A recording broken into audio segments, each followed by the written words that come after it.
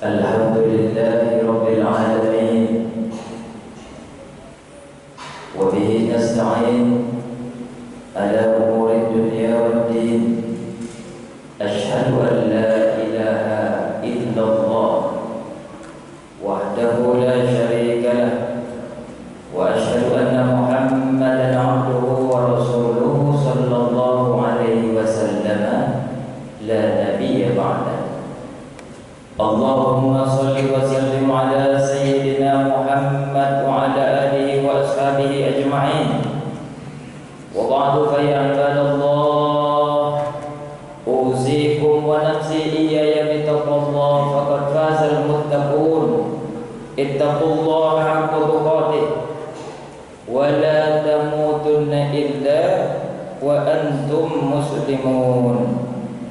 وقال الله تعالى في القرآن الكريم: أعوذ بالله من الشيطان الرجيم وإذ قال لقمان لابنه وهو يعظه يا بني لا تشرك بالله إن الشرك لظلم عظيم.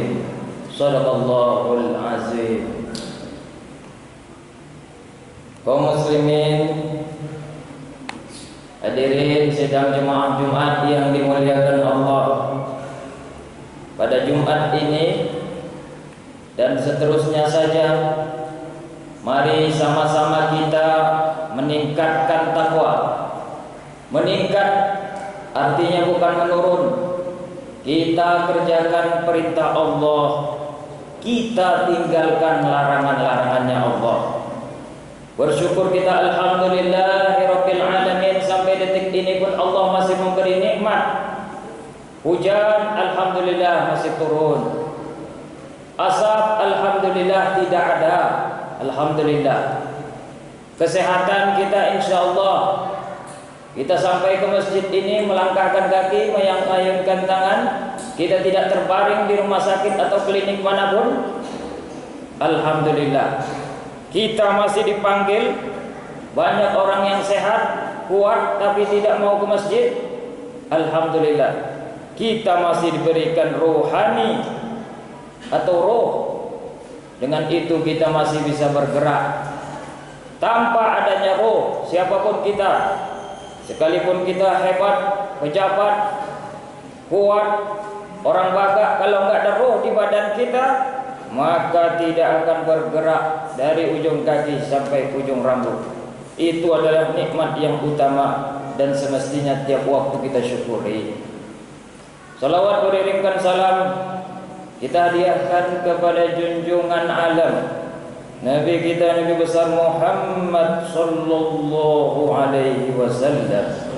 Allahumma salli ala sayyidina Muhammad wa ala ali sayyidina Muhammad. Assalamu alayka ayyuhan nabiyyu wa rahmatullahi wa barakatuh. Mudah-mudahan kita semua yang ada di masjid ini, juga keluarga kita, juga umat Islam di dunia, mendapat syafaat Rasulullah sallallahu alaihi wasallam, berguna bagi kita baik di dunia maupun di akhirat. Amin, amin, amin ya rabbal alamin. Sidang jemaah Jumat kaum muslimin yang dimuliakan Allah, ada karunia Allah, yaitu berupa anak. Tidak ternilai harganya. Setiap orang yang sudah menikah, manusia bermohon kepada Allah agar dikaruniai anak.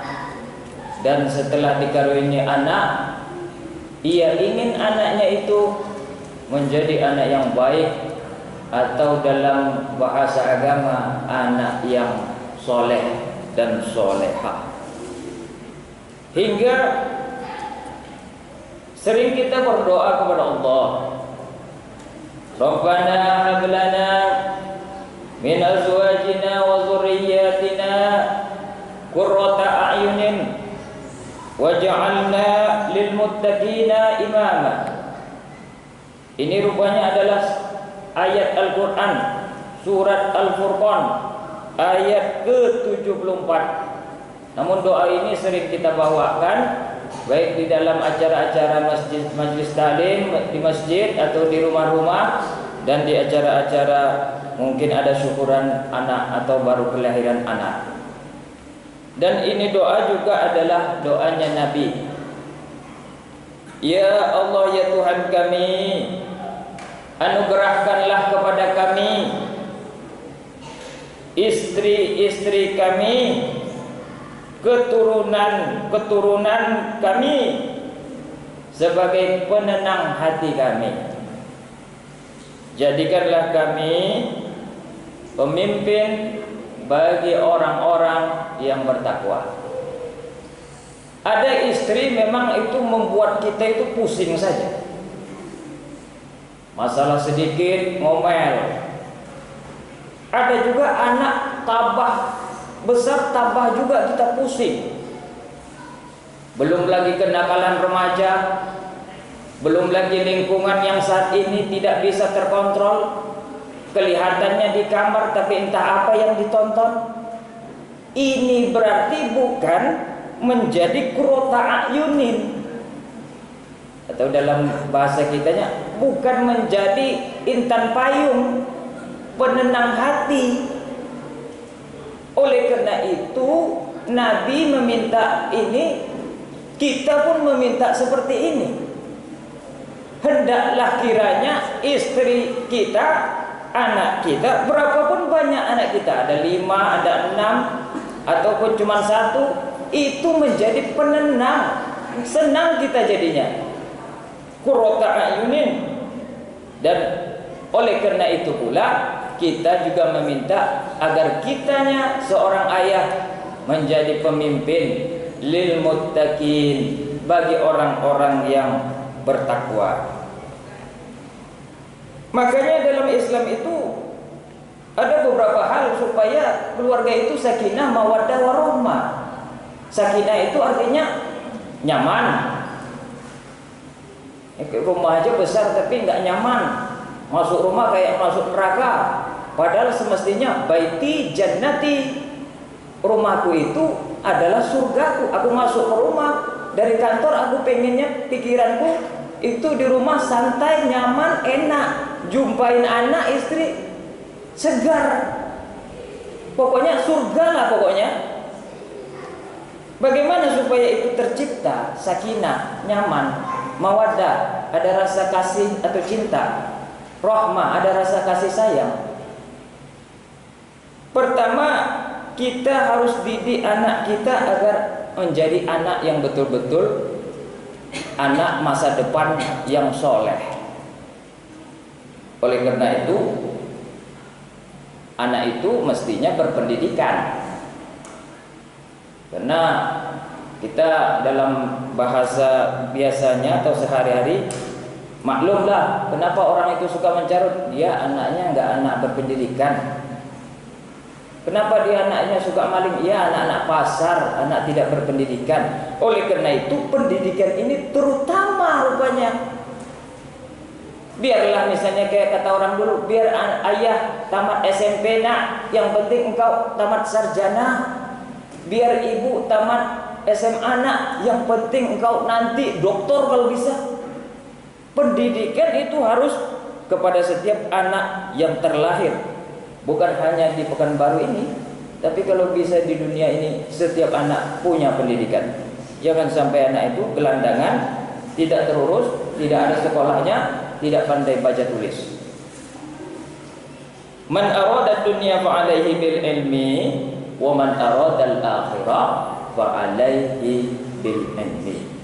Siapa yang ingin bahagia dunianya, maka dia harus punya ilmu. Siapapun yang ingin bahagia akhiratnya, maka dia juga harus punya ilmu.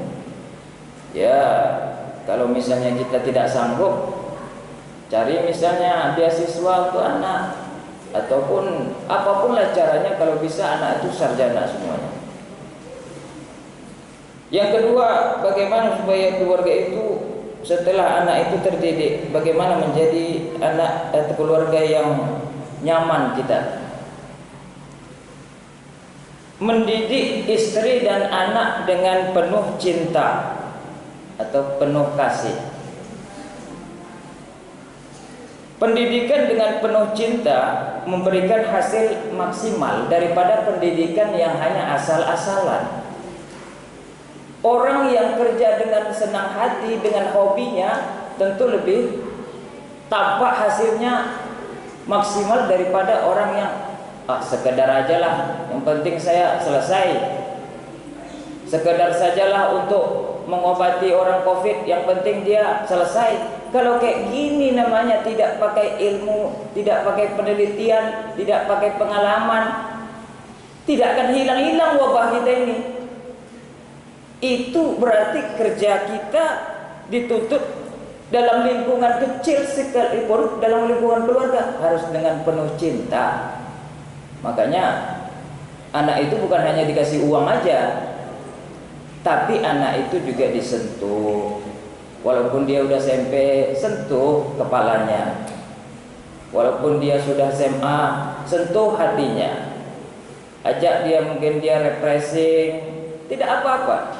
Islam tidak kaku atau monoton. Islam juga harus punya kreasi. Islam juga harus punya daya tarik, terutama kepada anak-anak kita. Janganlah kita cerita besar kepada bangsa atau kepada daerah, anak kita sendiri tidak terus, ini juga salah namanya. Cinta kita berarti cinta yang kurang. Tengoklah Rasulullah SAW, sampai-sampai kalau dia sholat tuh sujud ya, anaknya begendong atau cucunya begendong di atas punggungnya, tidak ada dia marah-marah. Cinta cucunya, cinta anaknya kepada ayah dan kakeknya, sentuhan-sentuhan ini kadang-kadang melebihi daripada materi. Yang ketiga, mendidik dengan memberi tauladan. Nyuruh orang pakai masker, kita sendiri nggak pakai masker. Nyuruh orang nyuci tangan, kita sendiri nggak nyuci tangan. Nyuruh orang ngaji, kita sendiri nggak ngaji. Orang tua nggak ngaji. Anak disuruh pergi kuliah, pergi sekolah, pergi TPA, pergi ngaji, pergi masjid, dia sendiri malah duduk, ngopi, nonton, main domino. Ini bukan tauladan. Makanya Kiai Haji Ahmad Dahlan, pendiri Muhammadiyah, mengatakan sebuah tauladan lebih baik daripada 1000 ceramah. Khutbah-khutbah saya di masjid ini, khutbah-khutbah ustaz-ustaz, bahkan ustaz siapapun, Ustaz Somad pun, tapi orang tuanya nggak meneladani anaknya, itu tidak akan masuk ke jiwa anaknya. Jadilah ayah yang teladan. Kadang-kadang nggak pakai ucapan, anak sendiri meniru kebaikan. Itu saja yang bisa saya sampaikan. Mudah-mudahan kita, keluarga kita tidak ada yang broken home, semuanya nyaman aja dan berada dalam perlindungan Allah. Fa'tabiru ya ulil absar la'allakum tuflihun.